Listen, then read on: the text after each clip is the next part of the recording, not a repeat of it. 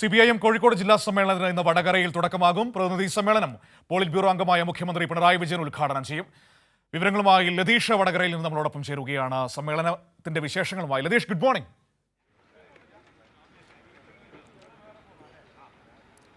Good morning Manu. ധീരസ്മരണകൾ ഉറങ്ങുന്ന മണ്ണിൽ ഇനി സമ്മേളനത്തിന്റെ ദിവസങ്ങളാണ്. അടുത്ത 3 ദിവസം കോഴിക്കോട് ജില്ലയിലെ പാർട്ടിയുടെ കഴിഞ്ഞ 3 വർഷത്തെ പ്രവർത്തനം, നേടിയ നേട്ടങ്ങൾ, കോട്ടങ്ങൾ സംഭവിച്ചിട്ടുണ്ടെങ്കിൽ അങ്ങനെ വിമർശനവും സ്വയം വിമർശനവും ഒക്കെയായി പാർട്ടി അക്ഷരാർത്ഥത്തിൽ ഒരു പുതിയ ചുവടുവയ്പിലേക്ക് പോകുന്നതാണ് ഇനി നമുക്ക് അടുത്ത 3 ദിവസം കാണാൻ കഴിയുക.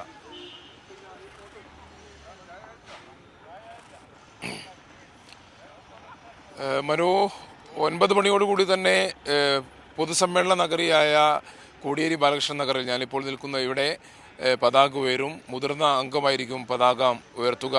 അതിനുശേഷം പുഷ്പാർച്ചന നടക്കും. തുടർന്ന് മുഖ്യമന്ത്രിയാണ് പ്രതിനിധി സമ്മേളനം ഉദ്ഘാടനം ചെയ്യുക. 3 ദിവസവും മുഖ്യമന്ത്രി ഈ സമ്മേളനത്തിൽ മുഴുവൻ സമയവും പങ്കെടുക്കുന്നു എന്ന ഒരു പ്രത്യേകത കൂടിയുണ്ട്. എന്തായാലും മുഖ്യമന്ത്രിയെ കൂടാതെ പോളിറ്റ് ബ്യൂറോ അംഗം എ വിജയരാഘവൻ, കേന്ദ്ര കമ്മിറ്റി അംഗങ്ങളായ എളമരം കരീം, അതേപോലെ തന്നെ E P Jayarajan, PK Shrimati, P Sathidevi, LDF convener കൂടിയായ സംസ്ഥാന സെക്രട്ടേറിയറ്റ് അംഗം TP രാമകൃഷ്ണൻ, AK ബാലൻ, മന്ത്രി മുഹമ്മദ് റിയാസ്, ആനാവൂർ നാഗപ്പൻ, PK ബിജു, പുത്തലത്ത് ദിനേശൻ തുടങ്ങി കേന്ദ്ര സംസ്ഥാന CPIMന്റെ കേന്ദ്ര സംസ്ഥാന നേതാക്കളുടെ വിപുലമായ ഒരു നിര തന്നെ ഈ 3 ദിവസത്തെ സമ്മേളനത്തിൽ മുഴുവൻ സമയവും കോഴിക്കോട് പങ്കെടുക്കുന്നു. ഇന്ന് ഉച്ചയോടുകൂടി തന്നെ റിപ്പോർട്ട് ജില്ലാ സെക്രട്ടറിയുടെ കഴിഞ്ഞ 3 വർഷത്തെ പ്രവർത്തന റിപ്പോർട്ട് അവതരിപ്പിക്കും. സംഘടനാ റിപ്പോർട്ട് പോളിറ്റ് ബ്യൂറോ അംഗം എ വിജയരാഘവനാവും അവതരിപ്പിക്കുക എന്നാണ് നമുക്ക് മനസ്സിലാക്കാൻ വേണ്ടി കഴിയുന്നത്. ഉച്ച കഴിഞ്ഞ് ഇന്ന് സംഘടനാ നടപടി എന്നുള്ള നിലയിൽ, സമ്മേളന നടപടി എന്നുള്ള നിലയിൽ പൊതുചർച്ച ആരംഭിക്കും. നാളെയും ചർച്ച തുടരും. അതിനിടയിൽ വിവിധ വിഷയങ്ങൾ സംബന്ധിച്ച് കോഴിക്കോട് ജില്ലയെയും അതേപോലെ തന്നെ സംസ്ഥാനത്തെയും ബാധിക്കുന്ന മറ്റ് പ്രധാനപ്പെട്ട വിഷയങ്ങളിലുള്ള പ്രമേയ അവതരണം നടക്കും. നാളെ വൈകിട്ടോടുകൂടി തന്നെ സമ്മേളനത്തിൽ ജില്ലാ സെക്രട്ടറിയും അതേപോലെ തന്നെ സംസ്ഥാന നേതൃത്വങ്ങളും ചർച്ചയ്ക്കുള്ള മറുപടി പൂർത്തിയാക്കും. അത് കഴിഞ്ഞ് മറ്റന്നാൾ 31-നാണ് പുതിയ ജില്ലാ കമ്മിറ്റിയെയും ജില്ലാ സെക്രട്ടറിയെയും അതേപോലെ തന്നെ സംസ്ഥാന സമ്മേളന പ്രതിനിധികളെയും തിരഞ്ഞെടുക്കേണ്ടത്. ഉച്ചയോടുകൂടി തന്നെ സമ്മേളന നടപടികൾ പൂർണ്ണമായും അവസാനിക്കും. ഉച്ച കഴിഞ്ഞ് ഇവിടെ തന്നെ സജ്ജമാക്കിയ സീതാറാം യെച്ചൂരി നഗറിലാണ് പൊതുസമ്മേളനം നടക്കുക. പൊതുസമ്മേളനവും CPIMന്റെ പോളിറ്റ് ബ്യൂറോ അംഗവും മുഖ്യമന്ത്രിയുമായ പിണറായി വിജയനാണ് ഉദ്ഘാടനം ചെയ്യുക. മറ്റ് നേതാക്കളെല്ലാം, കേന്ദ്ര സംസ്ഥാന നേതാക്കളെല്ലാം തന്നെ ഈ സമ്മേളനത്തിലും സംസാരിക്കും. 25,000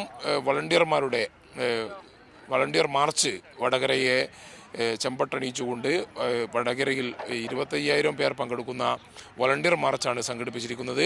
പൊതുപ്രകടനമില്ല. എന്നാലും പൊതുസമ്മേളന മുഖ്യമന്ത്രിയാണ് പൊതുസമ്മേളനം ഉദ്ഘാടനം ചെയ്യുന്നത്. CPIMന്റെ കരുത്ത് വിളിച്ചു പോകുന്ന ഈ പൊതുസമ്മേളനം വീക്ഷിക്കുന്നതിനായി പൊതുജനങ്ങൾക്കും ഇവിടേക്ക് പ്രവേശനം അനുവദിച്ചിട്ടുണ്ട്. ഏകദേശം 25,000 റെഡ് വളണ്ടിയർമാർ കൂടാതെ 25,000-ഓളം വരുന്ന പൊതുജനങ്ങളെയും CPIM ഇവിടെ പ്രതീക്ഷിക്കുന്നു. അതിനുള്ള വിപുലമായ ക്രമീകരണങ്ങളും ഇവിടെ ഒരുക്കിയിട്ടുണ്ട്. എന്തായാലും വരുന്ന 3 ദിവസം മനു നേരത്തെ സൂചിപ്പിച്ച പോലെ തന്നെ കോഴിക്കോട് ജില്ലയിൽ കഴിഞ്ഞ 3 വർഷത്തിനിടയിൽ CPIM നേടിയ നേട്ടങ്ങൾ, കോട്ടങ്ങളുണ്ടെങ്കിൽ ആ കോട്ടങ്ങൾ ഉണ്ടായത് എങ്ങനെ പരിഹരിച്ച് മുന്നോട്ട് പോകാം, ഇനിയുള്ള വരുന്ന 3 വർഷത്തേക്ക് CPIMനെ കൂടുതൽ ജനങ്ങളിലേക്ക് എത്തിക്കുന്നതിനും കൂടുതൽ ജനങ്ങളെ CPIMലേക്ക് ആകർഷിക്കുന്നതിനുമുള്ള പ്രവർത്തനങ്ങൾ ഏറ്റെടുക്കാൻ ഏതെല്ലാം പ്രവർത്തനങ്ങളാണ് ഇനി ഏറ്റെടുക്കേണ്ടത് എന്നതടക്കമുള്ള കാര്യങ്ങളിലുള്ള തീരുമാനം കൂടി, ഭാവി പ്രവർത്തനങ്ങൾ കൂടി തീരുമാനിച്ചാകും കോഴിക്കോട് ജില്ലാ സമ്മേളനം സമാപിക്കുക. എന്തായാലും ഉജ്ജ്വലമായ ഒരു സമ്മേളനത്തിനുള്ള നടപടികൾ കോഴിക്കോട് വടകരയിൽ പൂർത്തിയായി വരികയാണ്.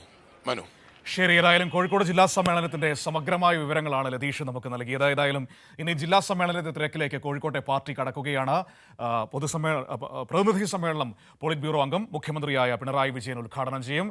അതിനുശേഷം പ്രവർത്തന റിപ്പോർട്ട് ജില്ലാ സെക്രട്ടറി, ഒപ്പം തന്നെ സംഘടനാ റിപ്പോർട്ടൊക്കെ അവതരിപ്പിക്കും. പിന്നീട് അതിന്മേൽ ചർച്ചയും പൊതുചർച്ചയും എല്ലാം നടക്കും. പിന്നീട് അതിന് മറുപടി നൽകും. പിന്നീട് അവസാന ദിവസം പുതിയ ജില്ലാ കമ്മിറ്റിയെയും ജില്ലാ സെക്രട്ടറിയെയും ഒക്കെ തെരഞ്ഞെടുക്കും. അങ്ങനെ സംഘടനാപരമായ പുതിയ ഊർജ്ജത്തിലേക്ക് പാർട്ടി കടക്കുകയാണ്. ഓരോ 3 വർഷം കൂടുമ്പോഴും ആ സമ്മേളന നടപടികൾ നടന്നു വരുന്നു എന്നതാണ് മറ്റു പ്രധാനപ്പെട്ട കാര്യം.